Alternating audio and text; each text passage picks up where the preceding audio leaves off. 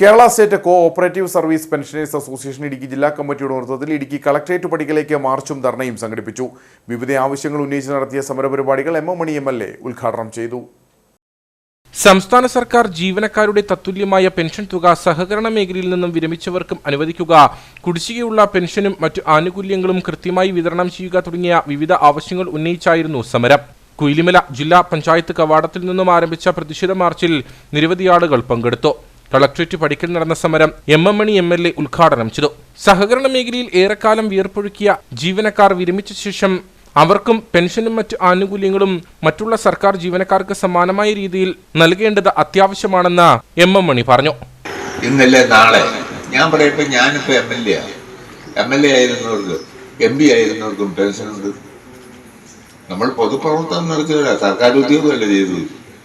പൊതുപ്രവർത്തനം നടത്തി വഹിച്ചാലിൽ MLA ആയി. അപ്പൊ നമുക്ക് പെൻഷനുണ്ട്, MLA-മാർക്ക് പെൻഷനുണ്ട്, MP-ക്കുണ്ട് പെൻഷൻ ഇല്ലേ? അപ്പൊ പിന്നെ നിങ്ങൾ ജീവിതകാലം മുഴുവൻ രംഗത്ത് പണിയെടുത്തവരാ.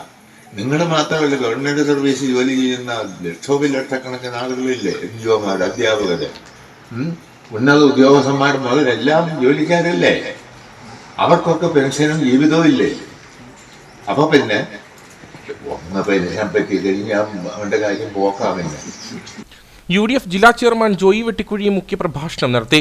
ജില്ലാ പ്രസിഡന്റ് VA തോമസ് അധ്യക്ഷനായിരുന്നു. ജില്ലാ secretary Joseph Xavier, PACS association ജില്ലാ സെക്രട്ടറി TM ജോൺ, നേതാക്കളായ KK Sukumaran, KJ Joseph, TC Rajasekharan, Biju Mathew തുടങ്ങിയവർ സംസാരിച്ചു.